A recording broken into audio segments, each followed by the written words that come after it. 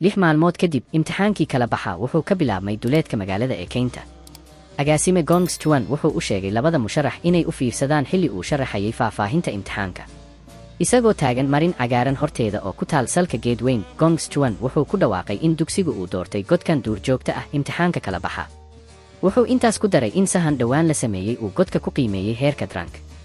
Wuxuu xaqiijiyay in Jen iyo Gong Ting ay isla markaana geli doonaan oo ay imtixaanka ku qaadan doonaan isla godka dhexdiisa. Wuxuu markaas uga digay ardayda in godadka duurjoogta ah ay yihiin kuwa aan khariidad lahayn oo aad uga halis badan godadka caadiga ah ee dugsiga. Khatartaas darteed 3 xubnood oo sare oo ka tirsan guildka Esternia ayaa ku soo biiri doona sidii imtixaan qaadayaal, waxayna geli doonaan godka iyaga iyo musharaxiinta si ay u ilaaliyaan ammaankooda iyo inay u dhibceeyaan waxqabadkooda.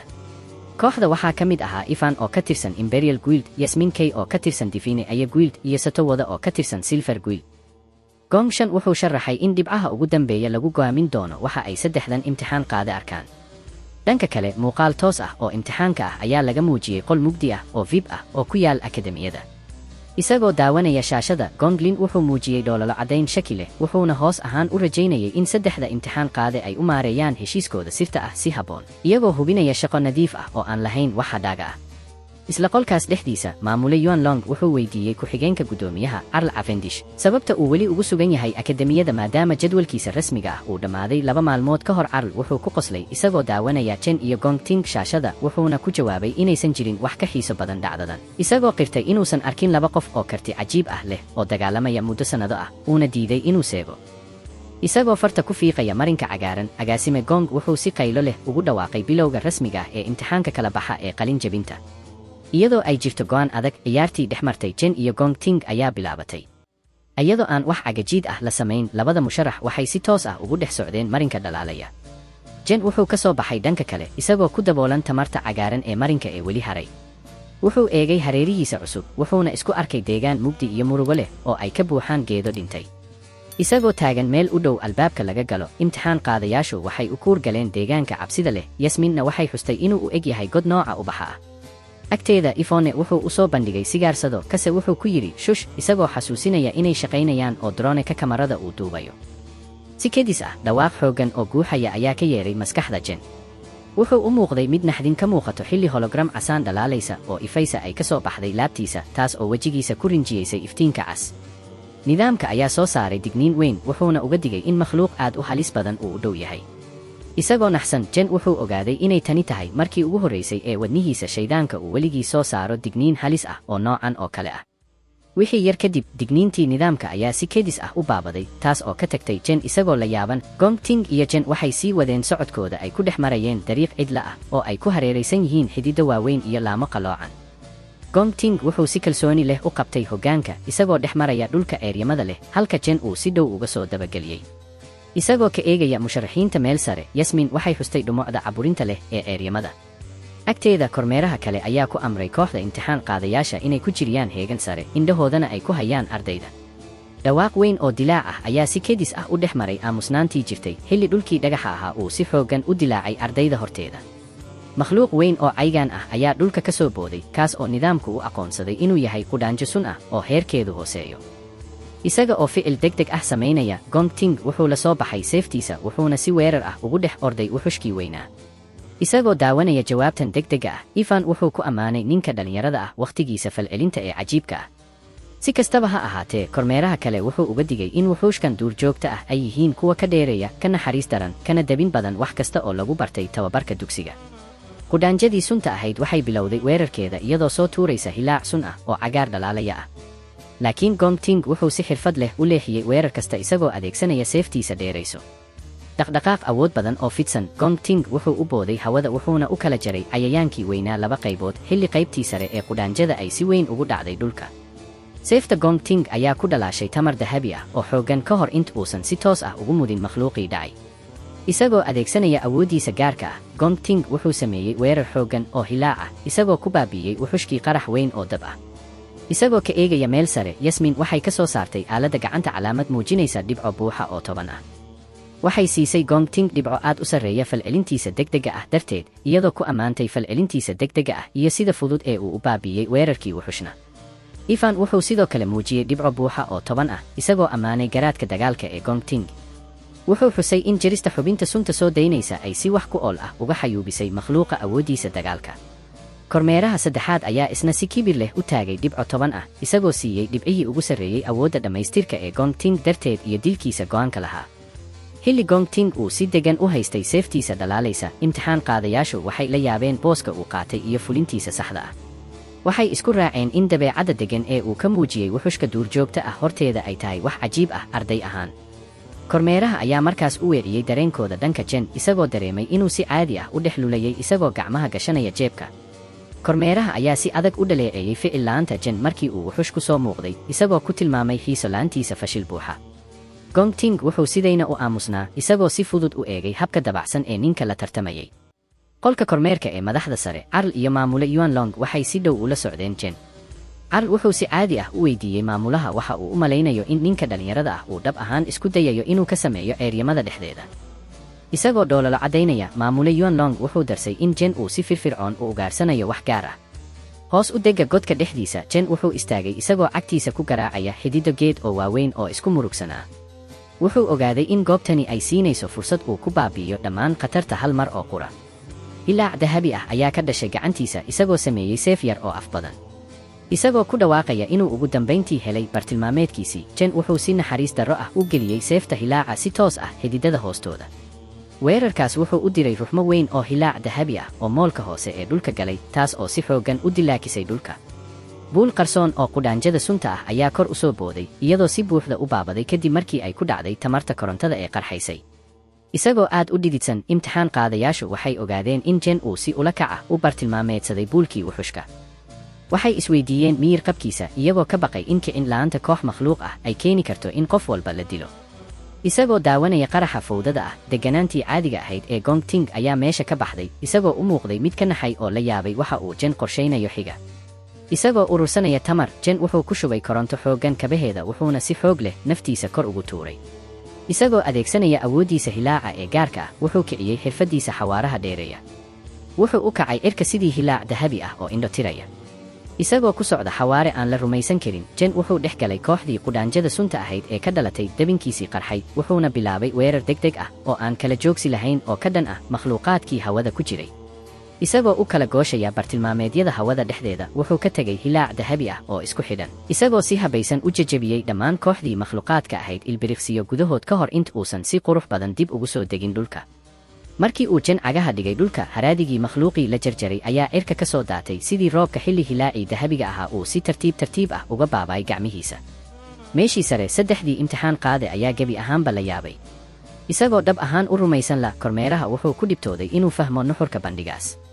xilli Jen uu si caadi ah uga tirtiray dhiigga cagaaran ee wuxushka jaakadiisa, iyagoo doonaya inay fuliyaan heshiiskoodii sirta ahaa ee ahaa inay waxyeeleeyaan Jen, waxay ka fikireen inay ikhtiraacaan cudurdaaro aan cadaalad ahayn, sida inay ku sifeeyaan habkiisa mid halis ah oo mas'uuliyad darro ah, ama inay dhibco ka gooyaan farsamadiisa darteed. haddana qolka kormeerka madaxda, Carl wuxuu ku dhacay qosol weyn, isagoo ku ammaanay maamule Yuan Long inuu si sax ah u saadaaliyey in Jen uu qarinayo awooddiisa dhabta ah. Carl wuxuu xusay inay tahay wax cajiib ah in la markhaati furo bandhig sidan u xooggan xilli imtixaanku uu hadda uun bilaabay. isagoo si hamuun leh u sugaya sida uu Gong Ting uga jawaabi doono awoodda badan, Gong Lin oo gadaashiisa taagnaa wuxuu ahaa mid aamusnaan dhintay ah, wejigiisana wuxuu si degdeg ah u noqday mid madow xilli uu daawanayay shaashadaha. si kedis ah, muuqaalkii tooska ahaa ee shaashada weyn waxaa kharibay cilad weyn oo dhanka farsamada ah. sawirka ayaa si dabiici ah u gariiray ka hor inta uusan gebi ahaanba madoobaanin, waxaana beddelay digniin casaan ah oo muujinaysa in calaamadii la waayey. maamule Yuan Long wuxuu ururiyey wejigiisa, isagoo staraya shaashada dhintay, wuxuuna si qaylo ah u weydiiyey sababta gudbinta muuqaalka ay mar kale u goyso. bannaanka laga galo godka, dhawaaqyo digniin oo degdeg ah ayaa ka soo baxay qalabka kormeerka. farsamo yaqaan ayaa si waali ah ugu garaacay kombuyuutarkiisa xilli nidaamku uu muujiyey digniin halis ah oo ku saabsan cilad weyn oo dhanka calaamadda ah. shaashada baaritaanka waxay muujisay godka. heerka rasmiga ah ee godka ayaa bilaabay inuu si xooggan u gariiro, isagoo isku beddelay calaamad su'aal aan la akhrisan karin. isla mar ahaantaana, awoodda calaamadda xiriirka gudaha ayaa hoos ugu dhacday eber. farsamo yaqaankii ayaa si lama filaan ah u eegay xogta kharibantay, isagoo naxsan. agaasime Gong Chuan ayaa bilaabay inuu dhidid qabow ka soo baxo, isagoo dalbanaya inuu ogaado masiibada ka dhex dhacaysa godka dhexdiisa. argagaxooda ayaa gaaray meeshii ugu sarraysay markii tamartii cagaarnayd ee marinka laga galo godka ay si kedis ah u baabaday. albaabkii dhalaalayay ayaa gebi ahaanba la waayey wuxuuna isu beddelay god caadi ah oo madhan, taas oo keentay in ardaydii iyo kormeerayaashii ay ku godoomaan gudaha moolka hoose ee godka godoonsan. laxan cabsi leh ayaa bilaabay inuu ka yeero mugdiga dhexdiisa, kaas oo hawada ku dhex muuqday qaab qoraallo muusig oo casaan iyo cagaar dhalaalaya ah. jen ayaa istaagay isagoo si aad ah u dhegaysanaya laxankaas naxdinta leh. wuxuu isla markiiba gartay joogitaanka cabsida leh ee ku qarsoon muusiga, wuxuuna ogaaday inuu yahay codkii boqorka shaydaanka ee loo yaqaano cadhada. bannaanka godka marka ay saacaddu ahayd 4tii galabnimo, albaabkii laga gelayay godka ayaa si kedis ah isku xiray, isagoo isu beddelay dhagax weyn oo adag. agaasime gong wuxuu galay argagax weyn isagoo weydiinaya sida uu albaabkii ku fanishad garoobay. farsamo yaqaan ayaa sheegay inay gebi ahaanba waayeen xiriirkii, wuxuuna xusay in qalabku uu muujiyey khaladaad dhowr ah daqiiqada ka hor, isagoo ka walwalsan walaac darteed. wuxuu ku amray shaqaalihiisa inay khadka si degdeg ah u keenaan maamulka sare, isagoo ka cabsaday in masiibo weyn ay hadda ka dhacday gudaha godka godoonsan. dhanka kale, gudaha godka, laxankii cabsida lahaa ayaa si muuqata ugu dhex milmay hawada. jen iyo gong ting ayaa istaagay, iyagoo dareemay dhacdadan cajiibka ah ee ku hareeraysan. kormeerayaasha ayaa sidoo kale la yaabay isbeddelka degdegta ah ee ku yimid jawiga. yasmin kay ayaa weydiisay kuwa kale haddii ay maqlayaan dhawaaqa, satonna wuxuu xaqiijiyey inuu u eg yahay muusig la yaab leh. isagoo dareemaya garaaca culus ee laxanka, jen wuxuu noqday mid aad u walwalsan. wuxuu isla markiiba u aqoonsaday dhawaaqa inuu yahay codkii boqorka shaydaanka ee cadhada, wuxuuna si quus ah isu weydiiyey sababta uu boqorka shaydaanka ugu sugan yahay godkan heerka hoose ah. maadaama la rabay inuusan boqorka shaydaanku soo muuqan 3 sano oo kale si kedis ah, nidaamka wadnaha shaydaanka ayaa jen ku boqray digniino halis ah oo ku saabsan khatar aad u sarraysa. wuxuu dareemay culays weyn isagoo ogaaday in shaashada nidaamku ay ku qaylinayso khatar dhimasho ah oo ku soo fool leh. xilli dhawaaqyo culus ay ruxayeen dhulka ka hooseeya, jen wuxuu ogaaday in wax aad u weyn ay taagan yihiin sax eeryamada dhexdeeda oo isaga gadaashiisa ah.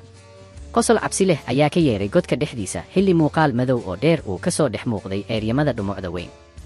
isagoo si muuqata u ruxmay joogitaanka awoodan awgeed, sato wuxuu la yaabay nooca wuxush ee ku dhex qarsoon eeryamada sax xilli 2 indhood oo dhalaalaya ay ka soo dhex mudeen mugdiga. makhluuqii ayaa soo muuqday, wuxuuna isku muujiyey inuu yahay wuxush cayayaan ah oo u eg qof laakiin xambaarsan tamar madow oo xooggan. isagoo hoos u eegaya kooxda, wuxuu si naxariis darro ah ugu soo dhoweeyey aadanaha, wuxuuna ku dhawaaqay inay si toos ah ugu dhex socdeen dabinkiisa. sato oo ka naxay markii uu nkayn makhluuqa oo hadlaya, wuxuu ogaaday in wuxush awood u leh inuu ku hadlo erayo uu yahay ugu yaraan makhluuq heerkiisu sarreeyo. wuxuu si waali ah isu weydiiyey sida cid awood caan ah leh ay suurtogal ugu tahay inay ka dhex jirto god heerkiisu hooseeyo. isagoo ka cabsanaya in wuxushkan heerka sare ah uu gowraco ardayda, sato wuxuu u yeeray faash weyn oo dhalaalaysa, wuxuuna u booday horay si uu u dhex galo, isagoo si degdeg ah ugu amray qof walba inuu gadaashiisa soo galo si ay ammaan u helaan. ka hor int uusan sato xataa ku dhufan weerarkiisa, shaydaankii cayayaanka ahaa wuxuu ku qaaday weerar rogaal celis ah oo xawaarihiisu indho tiray. dhaqdhaqaaq naxdin leh oo qura wuxuu u rogay cududiisa weyn, wuxuuna si nadiif ah u jaray dhammaan gacanta sato. xilli kormeerayaashii kale ay la aamuseen naxdin, shaydaankii cayayaanka ahaa ayaa isla markiiba la waayey, wuxuuna si toos ah uga soo muuqday gong ting gadaashiisa, isagoo kor u qaaday ciddidiisa dhiigga leh. wuxuu ku baasay kooxda isagoo u sheegay inay isku laabaan oo ay aqbalaan aayahooda. dhawaaq naxdin leh kadib, wuxushku wuxuu si naxariis darro ah seeftiisa uga muday garabka gong ting ilaa ay ka soo baxday laabtiisa, isagoo ku amray ninka dhallinyarada ah inuu dhinto. inkastoo la muday, gong ting wuxuu daday ilkahiisa xanuunka baan ee hayay darteed, waxaana wejigiisa ku faaftay dhoolalo caddayn waali ah oo kulul. wejigiisa ayay ka muuqatay. isaga oo ka faa'iidaysanaya in wuxuushku u soo dhowaaday, gong ting wuxuu hoos u soo dhuftay seeftiisa dahabiga ah ee gubanaysa, wuxuuna si naxariis darro ah uga gooyey makhluuqa gacantiisii ku durnayd ee u daray. tani waxay ka tagtay wuxuushkii mantiska ahaa isaga oo indhuhu soo baxeen oo naxdin la shock aysan. isaga oo aan daqiiqadna lumin, gong ting wuxuu ku xigsiiyey laad awood badan oo uu hawada dhexdeeda ku dhuftay, kaas oo dib ugu tuuray wuxuushkii curyaamay dhulka dhagaxaanta ah. inkasta oo uu gong ting si xoog leh u dhiig baxayo sababtoo ah dalool weyn oo garabka kaga dhacay, wuxuuna iska indho tiray dhaawacyadiisa halista ah, wuxuuna bilaabay inuu si kulul u fiiriyo iyadoo indhihiisu iftiimayaan. wuxuu ku dhawaaqay maadaama uu wuxuushku ahaa kii dhiigga ka keenay marka hore, in asaga ay u taalo guusha iyo dilka makhluuqan marka loo eego sharciga mudnaanta dagaalka. wuxuu si adag oo hanjabaad ah ugu digay jen inaanu ku dhiiran inuu soo dhex galo dagaalka. jen wuxuu si aad ah u eegayaa wuxuushka, iyadoo indhihiisu ay cagaar ku iftiimayaan inta uu isticmaalayo awooddiisa si uu u qiimeeyo xoogga dhabta ah ee makhluuqan. interfa ecosystemka ayaa cusboonaysiiyey heerka uu ku jiro wuxuushkan mantiska ah, wuxuuna u xaqiijiyey dhammaan dadka inuu yahay mid si heer sare ah u khatar ah oo ka awood badan sidii ay markii hore u haysteen. asxaabta xalqadeenna maanta halkan ayay ku eeg tahay. waan rabay in aan 20 daqiiqo ka soo dhigo laakiin waqti badan ayay iga qaadanaysaa in aan sameeyo video 20 daqiiqo ah. Insha Allah marka aan 3,000 gaadhno ayaan isku dayayaa inaan idiin soo dirayo. marka subscribe-na inoo taabta like-tana iska saara waa inoo iyo xalqada 16 aad